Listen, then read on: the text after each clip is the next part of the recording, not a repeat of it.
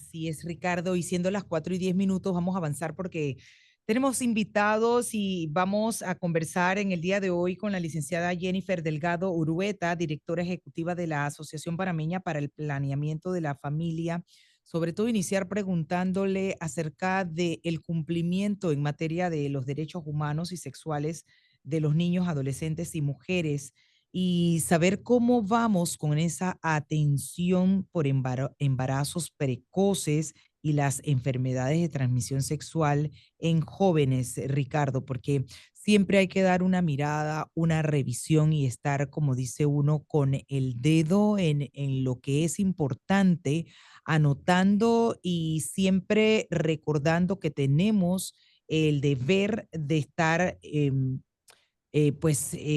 velando por esos derechos humanos y sexuales de nuestros niños y adolescentes y mujeres. Así es que para eso hemos invitado cordialmente a la licenciada Jennifer, a quien le damos la cordial bienvenida en la tarde de hoy. Bienvenida, licenciada Ricardo Jaramillo, y quien le habla. Como siempre, un gusto tenerla aquí. Muchísimas gracias, Edna y Ricardo, por la invitación y por el espacio que siempre brindan a la organización para hablar de estos temas que siempre están vigentes, ¿no? La próxima semana, el 26 de septiembre, se conmemora el Día Mundial para la Prevención del Embarazo en la Adolescencia y es un momento oportuno para identificar y seguir valorando cómo estamos, ¿no? En el país, cuáles son los retos que continuamos enfrentando y bueno, y cómo podemos aportar desde las distintas áreas en la que nos encontramos. Ese trabajo, y qué gusto una vez más pues tener la oportunidad de conversar con usted, ese trabajo que se avanza por lo menos desde APLAFA, pero entenderíamos que también en coordinación, no solamente con otras organizaciones, sino con el gobierno central, ¿qué ha arrojado, qué evaluación se puede hacer a la fecha de ese trabajo de no solamente brindarle a los niños el conocimiento de cómo protegerse ellos quizá, si es posible, pero también de poder prevenir los temas de abuso contra nuestros menores? Sí, ahí un poco contarte, quizás empezando a señalar las cifras oficiales que mantenemos, ¿no? Lo que aporta el Ministerio de Salud y el Instituto de Estadística y Censo. En el caso, por ejemplo, del embarazo en la adolescencia, hay distintas formas de acercarse al tema. Uno es identificar cuántas adolescentes embarazadas llegan a las instancias de salud pública a control prenatal. Y de esos datos se mantiene información del año 2021. Y vemos que ahí quizás es un primer reto, ¿no? El Ministerio de Salud tiene buenas estadísticas, hace grandes esfuerzos y hay que continuar en la materia porque son los datos los que nos permiten identificar en qué provincias, en qué sectores o cuáles son las barreras que pueden estar enfrentando la población al respecto. Entonces, en ese sentido, acudieron a control prenatal en las instancias de salud pública 7.000 adolescentes, ¿no? En el caso de específicamente 7.627 adolescentes, para ser más exacta. Y en el caso, otra forma de acercarse es, bueno, la cantidad de niñas y adolescentes que se convirtieron en madres en estos años. Entonces ahí vemos también otro número, otras cifras, otras vidas, ¿no? Y en el caso, esa información la tenemos más actualizada, está el año 2022, y vemos que en el año 2022, 9.531 niñas y adolescentes se convirtieron en madres. De estas, 374 eran niñas entre 10 a 14 años. Esta información que la vemos de manera global, como digamos, tener como una información más exacta del impacto, es que en Panamá cada día 26 niñas y adolescentes se convirtieron en madre, esto en el año 2022. ¿Qué más podría señalar? Lo cierto es que aunque las cifras estén como están, aunque nos ubiquemos regionalmente en una posición no favorable, digamos, el país ha tenido avances. ¿En qué sentido? Una manera de poder analizar los avances es ver la cantidad de niñas y adolescentes que se convierten en madre por cada 1.000 niñas y adolescentes, ¿no? Eso sí, eso es lo que se denomina la tasa de fecundidad adolescente.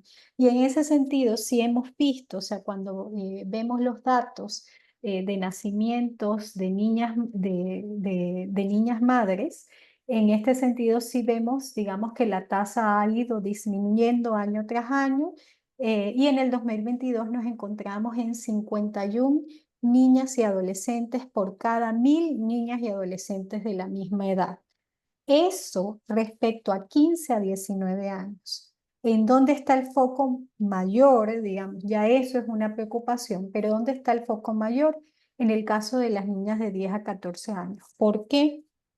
Porque no se ha observado una disminución en la tasa de fecundidad adolescente, que se mantiene constante en 3 a 2 niñas por cada 1.000 niñas de esa misma edad.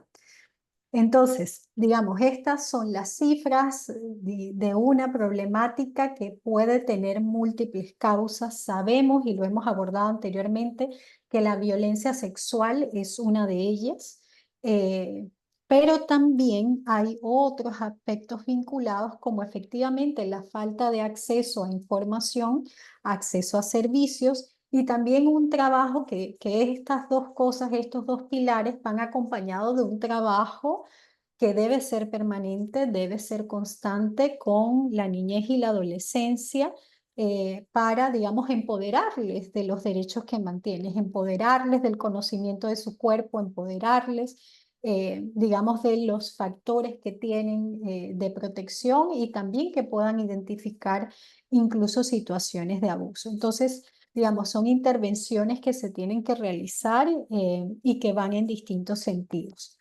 Otro tema que respecto a cómo está la situación para partir de allí, que siempre mencionamos y yo creo que hay que mantener sobre la mesa, es que los embarazos de niñas y adolescentes también impactan en mayor medida a poblaciones específicas, es decir, niñas y adolescentes indígenas, niñas y adolescentes afrodescendientes, rurales, o de que viven en sectores, digamos, con distintas carencias, que van desde carencias en materia socioeconómica, carencias en falta de servicios de salud, entre otras acciones, y por supuesto está la parte de manera general de qué es lo que se necesita fortalecer en materia de educación. Entonces, eso, digamos, para respecto al tema es muy importante como ponerlo sobre la mesa para seguir mirando las acciones que se tienen que realizar. Actualmente, digamos, a Plafa, uno de los pilares, además de la provisión de servicios, es la educación enfocada en juventudes, y estamos desarrollando distintos proyectos con el apoyo, por ejemplo, de una organización, una fundación que se llama Fundamorgan. También estamos desarrollando otro proyecto con la Embajada de Canadá. ¿Y este proyecto en qué consiste? Estamos formando a jóvenes. En el caso de Funda Morgan se formó a adolescentes. En el caso de la Embajada de Canadá estamos trabajando con jóvenes de 18 a 25 años, y se les están dando información en educación integral en sexualidad. ¿Qué implica esto? Información científica sobre funcionamiento del cuerpo, pero también información sobre cómo prevenir ITS, sobre embarazos en la adolescencia, sobre los métodos anticonceptivos, sobre prevención de violencia y cómo detectar situaciones de riesgos, y todo esto en el marco de un enfoque de derechos humanos, o sea, considerando a adolescentes y jóvenes como sujetas de derecho y con todas las capacidades para, si obtienen información científica, poder tomar decisiones informadas. A través de estos proyectos, hemos logrado que estos jóvenes que se formaron con APLAFA, con el acompañamiento de la organización, vayan a escuelas y comunidades a replicar esta información con otros jóvenes eh, de, eh, de premedia y media. Y allí lo que nos hemos encontrado, digamos, sigue siendo realidades muy complejas, realidades donde eh, las jóvenes, los jóvenes manejan información, pero información errada. Los Ujú. jóvenes tienen las fuentes de información son otros compañeritos, compañeritas o redes sociales con información también tergiversada, errada. Tienen muchas dudas, pero también tienen mucho interés de preguntar. Y eso es siempre lo que nos motiva a continuar, digamos, realizando, teniendo este tipo de propuestas, porque existe la necesidad. O sea, las preguntas que surgen, los planteamientos, las dudas, incluso del propio personal docente y directivo que nos acompañan en todas estas jornadas y que también nos alertan sobre situaciones que están enfrentando y que necesitan el acompañamiento especializado para tener otras herramientas para poder, digamos, brindarle un mejor apoyo, una mejor orientación a esos estudiantes. Es que tal como usted lo anota, licenciada, hay demasiada desinformación y sí hay esas ganas de preguntar, pero ¿hacia dónde van los jóvenes? ¿Qué existencia hay de ese lugar seguro donde ellos se sientan en confianza de preguntar y de contar incluso de programas de educación sexual integrales que le amplíen y que le aclaren sus dudas? Porque eso es uno de los factores que pudiera estar incidiendo, la desinformación y la falta de esos lugares seguros donde ellos puedan asistir y que se les oriente en debida forma. Y ni hablar de quizás para algunos que no tengan ese acceso a los métodos anticonceptivos, porque no nos podemos llamar engaño, usted lo acaba de señalar, cada vez más los jóvenes inician su vida sexual a edades tempranas. Entonces, ante la desinformación, la desorientación y no contar con una educación sexual integral, tenemos esos embarazos precoces. En ese sentido, ¿qué tenemos nosotros con miras a contar con esos espacios seguros y personas capacitadas y que puedan contarse también con un equipo interdisciplinario que pueda pues abordar el tema y orientar a nuestras niñas, nuestras adolescentes en esa Sí, materia? allí quizás comentarte dos cosas. APLAFA es parte de la Red Nacional de Niñez y Adolescencia y como parte de la red, el día de ayer estuvimos participando en representación de la red en un espacio que se llama CONAPREDES, que es presidido por el Claro. Ministerio Público, que es la Comisión Nacional para la Prevención de la Explotación Sexual de Niños, Niñas y Adolescentes. Y una de las situaciones, y por eso un poco lo comparto, porque aparece la necesidad por todos lados, nos presentaban la situación actualizada en la materia. Y digamos ahí, la mayor parte de las víctimas de delitos sexuales son niñas y adolescentes. eh, bueno, niños, niñas y adolescentes, pero digamos también en especial las niñas. Uno, la mayor parte son personas adultas de su entorno familiar, padres, tíos, padrastros, eh, e incluso en el caso de estos delitos específicos se habla de redes de explotación, o sea, digamos, no es solo, y aunque es terrible, ya es un delito en sí mismo, el abuso de la persona, sino temas de explotación, donde, digamos, brindan a cambio de dinero el acceso a los cuerpos de las niñas niños y adolescentes a terceras personas, ¿no? Y otros delitos vinculados. Entonces allí conversábamos de la necesidad, CONAPRED desarrolló una campaña que lleva varios años y está en proceso de actualizar esa campaña con miras a poder sensibilizar, brindar herramientas sobre el tema. Y una cosa de las que conversamos es eso, hay que seguir trabajando en distintos niveles eh, para cambiar también un poco todos estos patrones socioculturales que hacen, por ejemplo, que los hombres, ese era otro dato, el 99% de las personas agresoras eran hombres. Entonces, también eso se colocó sobre la mesa de que es necesario trabajar con los hombres y la educación integral en sexualidad inicia desde allí. O sea, se empieza a cuestionar con los niños, niñas y adolescentes esos patrones culturales que se tienen muy marcados, esos imaginarios colectivos se habla del respeto que se debe tener hacia los cuerpos propios, pero a los cuerpos de otras personas, de que ambos, niñas y niños, son igualmente sujetas de derecho, toda también una serie de trabajo que se tiene que hacer en materia digamos, de socialización, de eliminar o cuestionar estos patrones, digamos, sociales de género. Eso es un espacio, ahí se están desarrollando acciones, digamos, colectivas, participa el Ministerio de Educación, participa el Ministerio de Salud, pero hasta dónde puede llegar también el impacto, ¿no?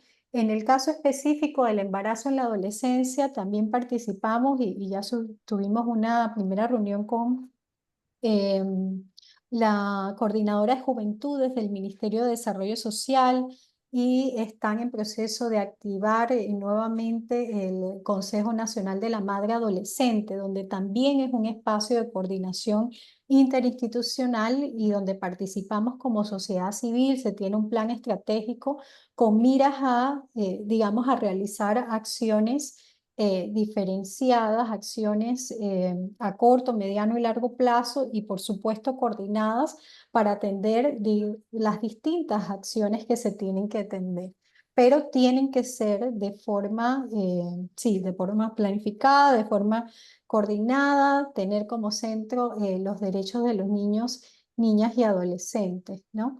En ese sentido, también estuvimos en el mes de agosto que se realizó la Feria Internacional del Libro.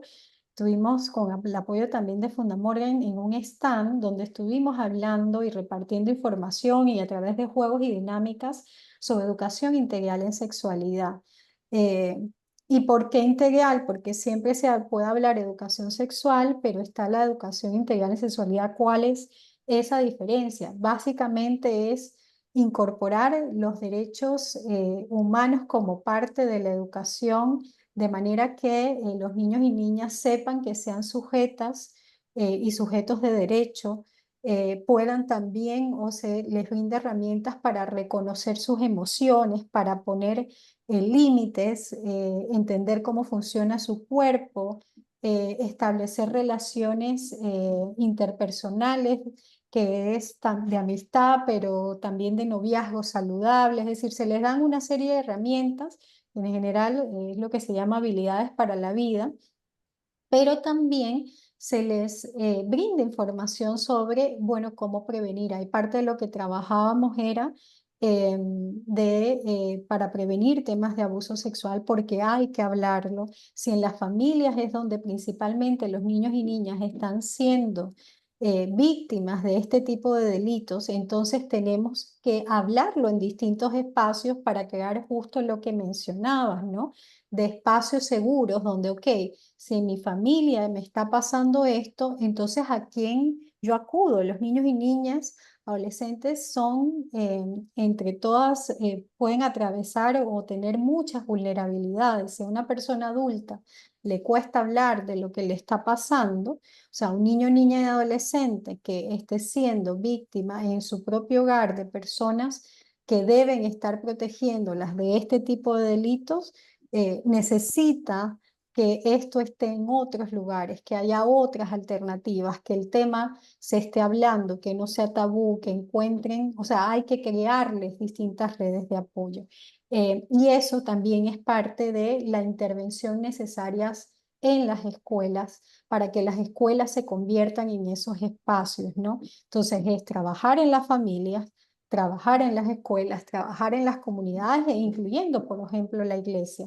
Tiene una labor importante que realizar para poner estos temas sobre la mesa, de manera que si en un lugar el niño o niña está siendo víctima, tenga otras alternativas y otros espacios que sí son seguros para tener una persona de confianza, para preguntarle, para informarle, contarle lo que le puede estar ocurriendo y que se pueda accionar en otras medidas.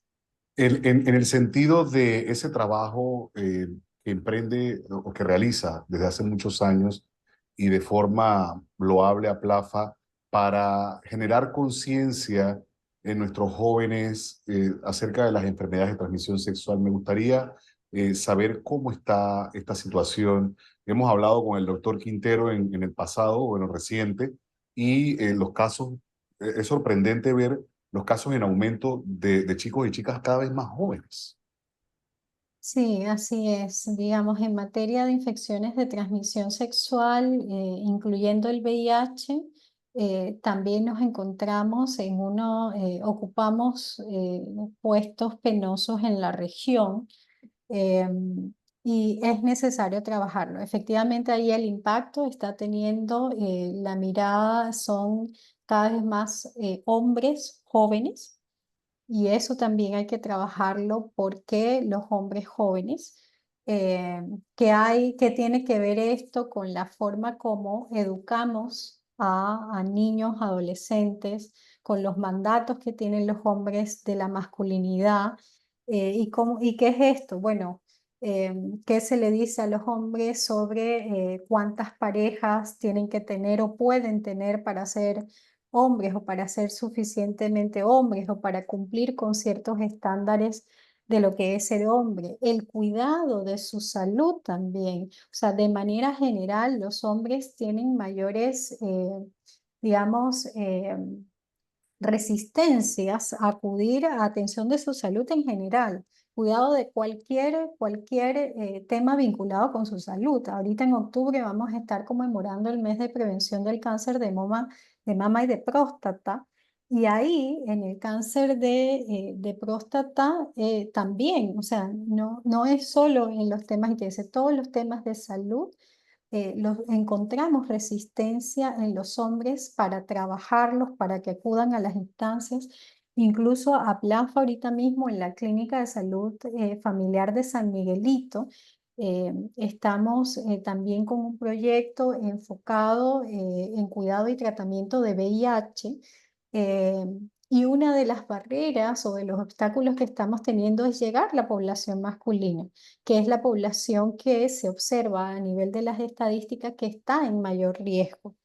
Y entonces también ahí hay un trabajo educativo de sensibilización que hay que realizar para que en este caso niños, adolescentes y ya siendo hombres comprendan que el cuidado de su salud también es parte de la masculinidad y es necesario abordarlo.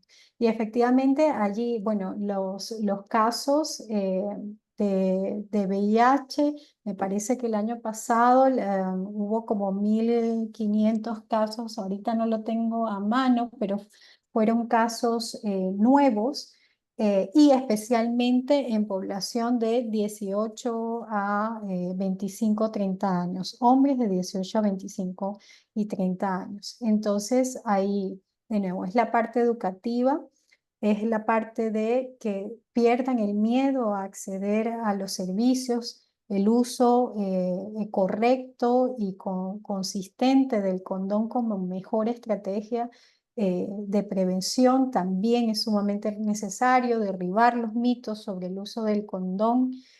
También es necesario que esté disponible, que no sea un tabú para los adolescentes acudir a comprar un condón.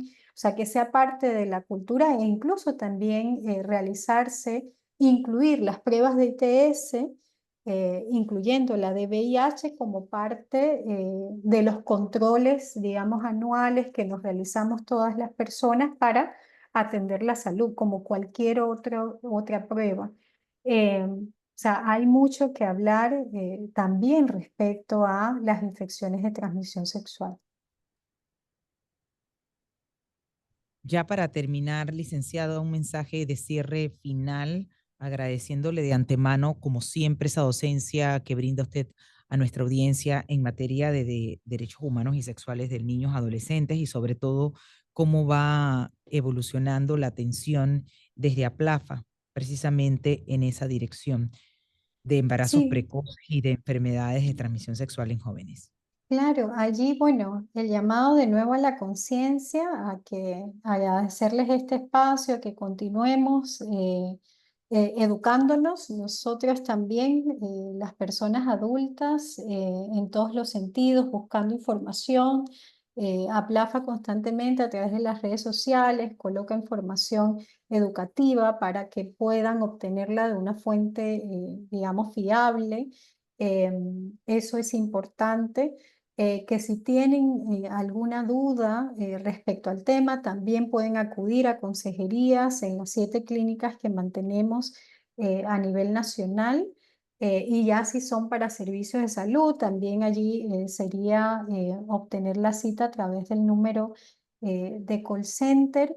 Y bueno, también pedirles quedar a disposición para trabajar en escuelas, colegios, si algún docente, algún directivo requiere el apoyo o no tiene las herramientas para brindar la información a sus estudiantes, también pueden contactarnos para, digamos, generar estos espacios de capacitación, porque de nuevo, entre más personas y más entornos que vemos donde se hablen de estos temas basado en evidencia científica, estaremos impactando de forma, digamos, más segura o creando estos espacios seguros para los niños, niñas y adolescentes que puedan tener, digamos, mejores opciones de vida. Así se llama nuestro grupo de juventudes, se llama Juventudes con Opciones y a eso es lo que apostamos, ¿no? A que a un adolescente, un niño, niña, joven informado, conocedor de sus derechos, va a tomar las mejores decisiones para su vida y para la de las demás personas que le rodeen. Queremos agradecerle, como siempre, a la licenciada Jennifer Delgado Urueta, directora ejecutiva de la Asociación Panameña para la Planeación, el Planeamiento de la Familia, por apoyarnos siempre en este espacio con esta información tan valiosa. Buena tarde. Tenemos que irnos a nuestra siguiente pausa, Edna, y al volver hay mucho más. Los temas que se necesitan profundizar continuarán en breve en Es Cuestión de Ley.